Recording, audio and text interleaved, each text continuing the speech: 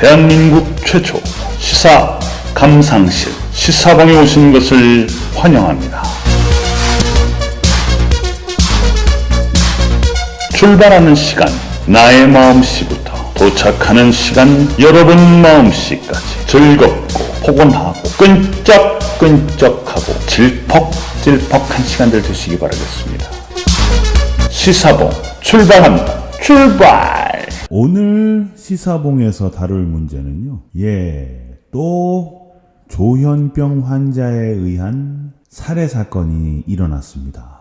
부산 다대동에서요. 간호를 해주고 케어를 해주기 위해서 방문한 친누나를 50대 조현병 환자가 살해를 했고, 연락을 계속 취했는데도 연락이 되지 않아서 방문을 했던 관계자들이 방문을 해서 보니 이미 한 4일 전쯤에 살해를 당한 것 같다. 온몸이 그 흉기로 찔린 상처가 있었고, 주변에는 그 범행 도구로 사용했던 흉기도 발견을 했다고 합니다.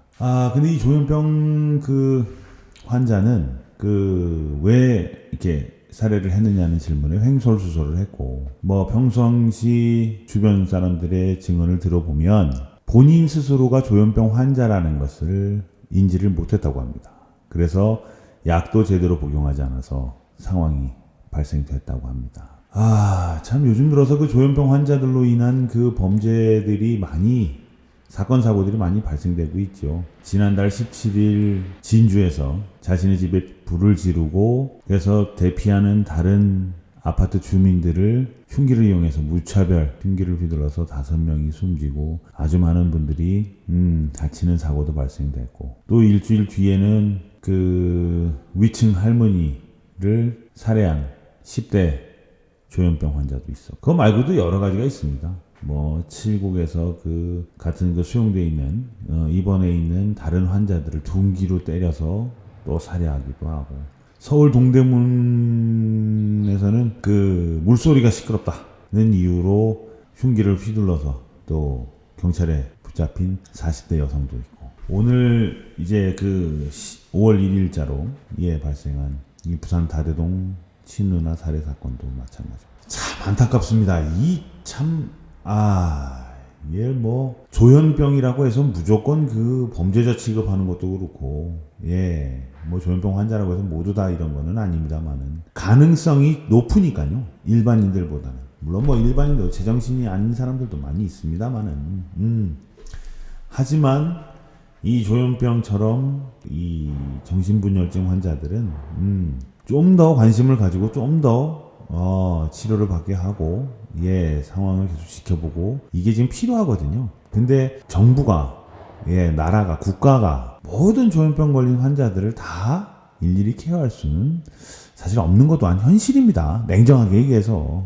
그러다 전자발찌를 채워놓는다고 해서, 환자 어디 가는 것까지도 할 수도 없고, 또 가서 어디 움직인다고 일일이 다 모든 공무원들이 다 쫓아다니면서 관리를 할 수 있는 것도 아니지 않습니까? 전자발찌라는 게 그렇게 크게 도움이 되지도 않고, 가장 중요한 건 수용을 해서 입원을 시켜서 해야 하는데, 그거조차도 이 법률적으로 아주 장벽이 높다고 합니다. 이런 조현병 환자들을 대상으로 강제 입원이라도 시켜라라는 요구는 많이 있습니다만은, 경찰들이나 지방자치단체라든가 국가가 그런 것들을 하기 힘든 이유 중에 가장 큰 이유가 이 법적인 문제라고 합니다. 법적인 문제. 현재 정신건강복지법과 의료법인데요. 이게 가장 큰 법적으로 들어가서는 저거 하는 것도 있지만, 그 과정 자체가 하고, 무엇보다 중요한 건 본인의 동의입니다. 환자 본인의 동의가 무조건 필요합니다. 왜냐면 이런 거 강제 입원이라든가 이런 거를 이용을 해서 제정신인데도 재산 문제라든가 이런 걸 가지고 강제 입원시키고 아무것도 못하게 하고 결정권을 없게 하고, 그런 쓸데없는 그런 진짜 못해 처먹은 그런 범죄들 때문에 막상 진짜 입원을 시켜야 되는 그런 환자들조차도 입원을 못 시키게 되는 거죠. 경찰들도 그렇게 강제 입원을 시켰다가 곤욕을 치른 사건들도 있었고요. 그러다 보니 경찰들도 위축될 수밖에 없는 거죠. 무조건. 앞서 진주의 그 안인득 씨나 이런 분들 같은 경우도 과거 경찰들이 계속 출동을 했음에도 불구하고 뭐 경고라든가 뭐 그냥 가서 한번 쭉 둘러보고 철수할 수밖에 없는 것이 바로 그러한 이유들이랍니다. 이번에 그 다대동에서 친누나를 살해한 이 사람도 50대 먹은 이 양반도 경찰이 가서 수차례 그런 일이 있었는데 가서 구두상으로 경고만 하고 올 수밖에 없었다.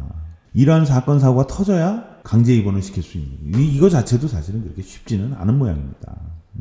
그 안인득 씨의 그 가족들의 이야기를 들어보면요, 신변에 큰 위험을 느끼고 강제 입원을 시키고 하고 싶었지만 그러기 위해서는 뭐 여러 가지 과정이 필요해요. 전문의들의 동의도 있어야 되고 가족들의 동의도 물론 있어야 되지만 이런 것들을 하기 위해서는 그 기록 열람이 필요한데요. 병원 일찍이 병력 기록을 조회를 해야 되는데 그거조차도 하기 힘들다는 거죠. 그것이 인권 강화가 되다 보니까 정신질환자 본인의 의사도 필요하고 그 인권이 강화되면서 강제 입원의 제도적 기준이 한결 높아졌다.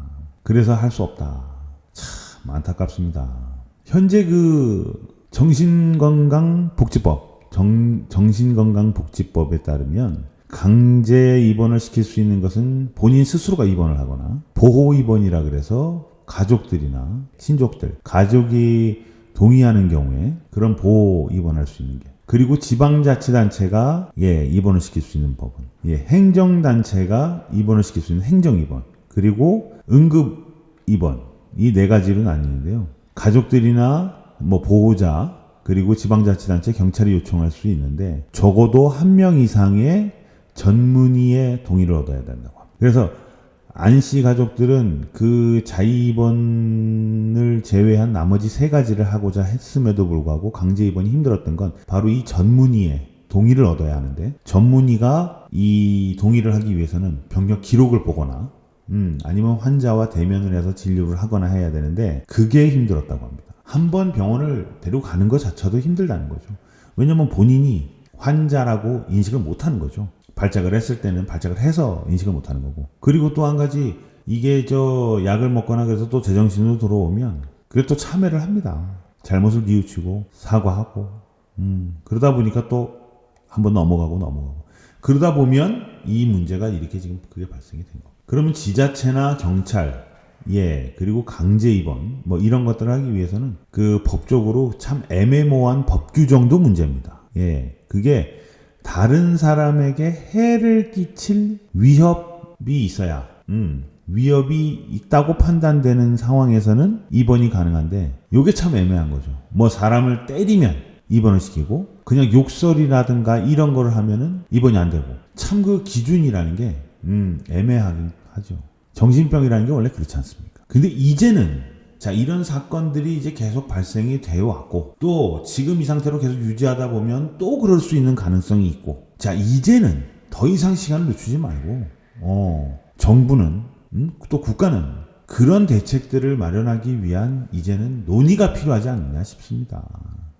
헛짓거리 좀 하지 마시고 다른 거 자꾸 이렇게 신경 쓰면, 지금 나라에 지금 이렇게 지금 해야 될 게 이렇게 많은데 다른 거 신경 쓰지 마시고, 밥그릇 싸움 하지 마시고, 국회의원들도 지금 이렇게 지금 해야 될 일들이 많습니다. 정신들 좀 차리시고요. 국가와 국민이 모두가 한마음 한뜻으로 좀 머리를 맞대고 이 방안을 마련하기 위한 논의를 해야 될 때입니다. 그래서 하루라도 빨리 기준을 세워서 혹여라도 이 법을 이용해서 다른 목적의 범죄를 저지르는 사람에게는 가중처벌을 하는 한이 있더라도 뭔가 이제는 대책을 마련할 때입니다. 필요합니다. 더 이상의 희생은 막아야 되지 않겠습니까? 오늘 시사봉 여기서 마치겠습니다. 감사합니다.